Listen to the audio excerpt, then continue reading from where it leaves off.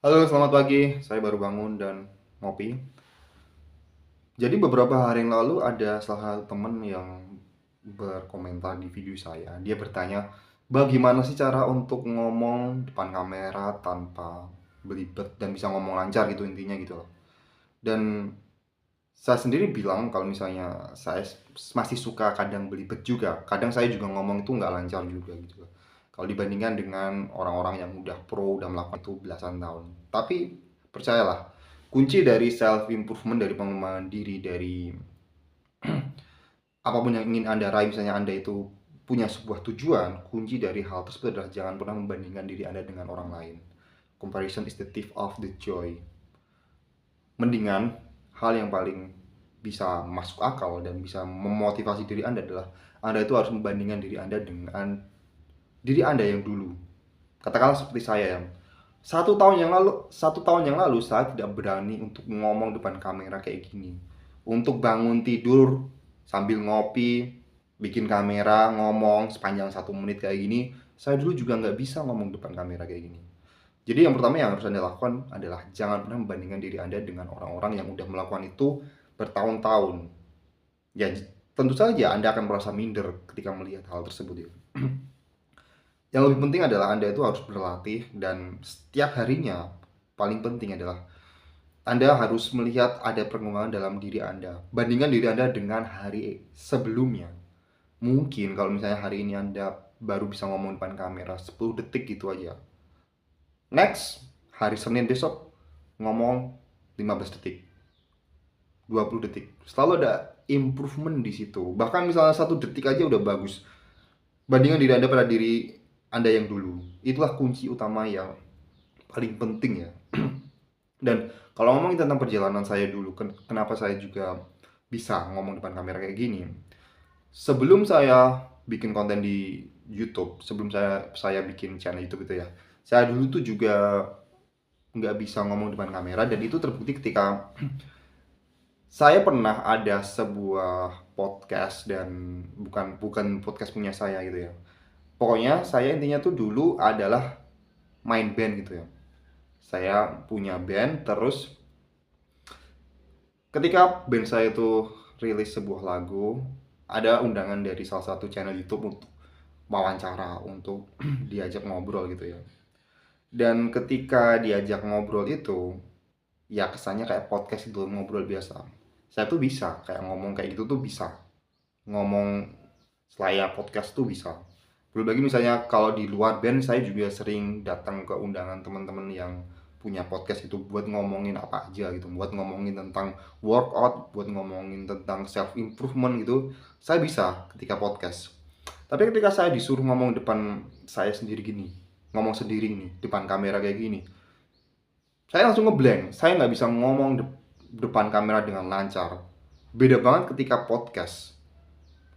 Dan memang antara podcast dan ngomong depan kamera itu dua hal yang berbeda. Banyak juga orang yang bilang, ngapain belajar ngomong depan kamera? Podcast aja bisa berjam-jam gitu ya. Dan itu ada dua hal yang berbeda. Ya memang podcast itu ada stylenya yang monolog gitu. Kalau lihat di Spotify juga ada style podcast yang monolog gitu. Tapi kita ngomongin tentang podcast yang minimal ada dua orang yang lagi ngobrol gitu lah. Umumnya kita tahu tentang podcast itulah. Kalau ngomongin tentang podcast, hal yang harus Anda tahu adalah input pembicaraan, input omongan, obrolan itu, katakanlah podcast itu selama 1 jam ya. Selama 1 jam, input pembicaraannya itu nggak cuma di diri Anda aja. Tapi ada di lawan bicara Anda. Apalagi misalnya lawan bicara Anda itu podcastnya tuh 2 atau 3 orang. Mungkin persentasenya kalau misalnya 2 orang, 50-50, atau mungkin ada salah satu yang mendominasi gitu ya. Itu ya sangat wajar gitu ya. Kalau 3 orang itu ada 30-30, 40 gitu. Tapi kalau misalnya ngomong depan kamera, sendiri gitu, suruh berbicara, 100% input pembicaraan, topik pembicaraan, itu ada pada diri kita, bergantung pada diri kita. Sekali kita ngeblank, sekali kita nggak tahu nyusun kalimat setelahnya itu apa, ya akan terjadi long pause, akan terjadi bingung mau ngapain, ngeblank tadi. Dan itulah bedanya. Jadi memang kalau ngomongin tentang berbicara depan kamera itu sangat jauh beda dengan podcast ya, dengan ngobrol itu ya. Banyak orang juga yang bisa podcast tapi belum tentu disuruh untuk monolog kayak gini tuh belum tentu bisa. Dan sebenarnya hal yang apa sih yang seharusnya dilakukan tuh paling mendasar yang mungkin klise adalah ya memang banyak latihan aja, banyak-banyak latihan. Dan saya juga sering banget ngomong hal ini ya. Salah satu tips and trick yang bisa dilakukan. Orang selalu berpikir bahwa ngomong depan kamera itu ada sedang public speaking, sedang ngomong di depan banyak orang. Tapi faktanya, hal yang bisa Anda lakukan untuk lebih mudah itu adalah menganggap kamera ini hanya pada satu orang. Menganggap Anda itu hanya lagi ngomong dengan satu orang. Ibaratnya kita sedang podcast itulah. Depan kita tuh sedang menyimak obrolan dari kita gitu. Kita lagi ngomong dengan satu orang. Perlakukan lensa kamera ini seperti mata orang. Jadi kita ada eye contact gitu. Dan sebenarnya hal ini juga berlaku di public speaking. Orang-orang takut public speaking karena juga menganggap bahwa mereka sedang ngomong di depan ribuan orang. Kalau Anda baru public speaking, Anda baru ngomong depan kamera, perlakukan Anda ngomong pada satu orang. Contoh kalau di public speaking ya, walaupun pada prakteknya kita ngomong di depan ribuan orang, ratusan orang, kita pasti udah sering banget kan lihat public speaker itu ketika kita jadi audiens itu di depan itu kita sering banget diliatin secara eye contact oleh public speakernya, kadang 10 detik, kadang 15 detik. Itu sebenarnya adalah trik dari speakernya agar berkata seolah-olah dia itu lagi ngomong sama satu orang, seolah-olah lagi ngomong pada pribadi gitu ya. Dan itu adalah sebuah life hack kayak biar agar mindsetnya tuh berpikir ya aku lagi ngomong sama satu orang doang, apa susahnya gitu, dibandingkan harus berpikir ngomong di depan ribuan orang. Dan ini juga bisa Anda terapkan di ngomong depan kamera kayak gini. Dan yang kedua, trik yang kedua yang bisa saya katakan pada Anda, mungkin Anda pengen itu dua nggak cukup ya, berbicaralah, ngomonglah hal yang Anda benar-benar tahu aja, atau hal yang benar-benar Anda udah lakukan. Karena saya ada pengalaman dulu ketika saya bikin channel YouTube tentang mereview buku, saya udah baca buku itu, tapi saya cuma tahu teori doang. Saya tidak menerapkan itu dalam hidup saya. Katakanlah saya baca buku time management ya, buku tentang Pomodoro gitu. Mungkin ada beberapa Anda yang tahu dah tentang Pomodoro gitu ya. Terngopi dulu. Ketika baca buku Pomodoro, ada banyak sejarahnya, ada banyak kenapa kenapa 25 dan 5 menit itu, 25 kerja, 5 menit istirahat gitu. Kenapa kayak gitu? Kalau mungkin baca doang, teori doang, ngomongin depan kamera akan sangat susah.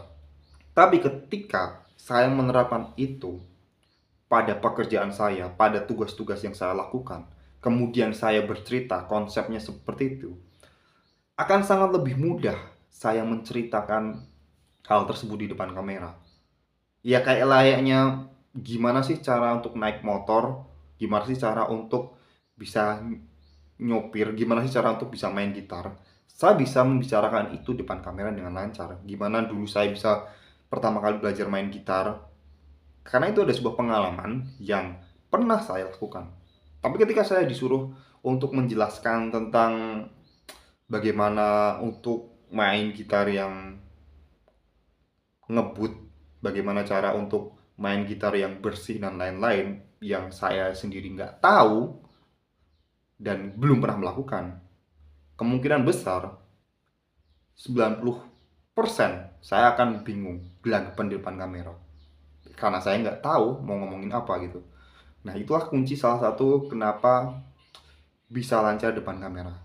Ngomongin aja hal-hal yang udah Anda lakukan, dan sebagai seseorang Anda pasti udah pernah melakukan banyak hal gitu kan. Lakukan, misalnya katakanlah Anda itu ada di sebuah pekerjaan, Anda itu konten video Anda itu tentang keuangan itu ya, dan Anda bekerja di sektor asuransi itu ya, Anda bisa ceritakan klien Anda gitu. Anda seperti layaknya lagi ngomong depan sahabat Anda sendiri, bercerita, saya punya klien yang lucu nih, klien asuransi yang lucu, jadi dia tuh gini gini gini gini, ngomongin aja depan kamera. Pasti Anda akan lancar ngomong depan kayak gitu.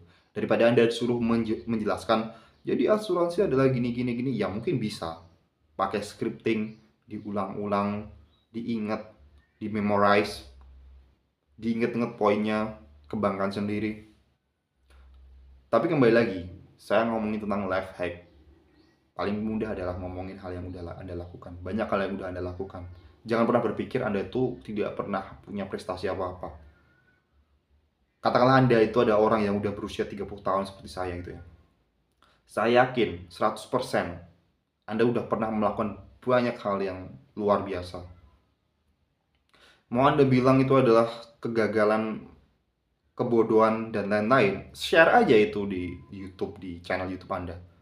Justru orang-orang itu akan lebih relate ketika membicarakan tentang kegagalan, membicarakan sebuah kebodohan, membicarakan sebuah hal yang kita udah sering lihat lah. Misalnya kesuksesan success story itu kita udah sering lihat lah. Tapi sangat jarang untuk ngomongin tentang hal yang susah, kegagalan, kebangkrutan. Ceritain itu aja di depan kamera. Dan ngomongin tentang kebangkrutan, mungkin Anda juga tahu apa aja kesalahan-kesalahan yang udah Anda lakukan. Share aja. Siapa tahu itu bisa memberikan, ya bukan siapa tahu, pasti itu akan memberikan sebuah pelajaran yang berharga bagi audiens Anda. Oke? Mungkin video kali ini cukup sekian. Terima kasih. Dan bagi Anda yang pengen banget ngomong depan kamera dan pengen ada pendampingan selama 30 hari, Anda bisa isi formnya di link yang ada di deskripsi. Mungkin sekian video yang bisa saya berikan. Sampai jumpa di video berikutnya.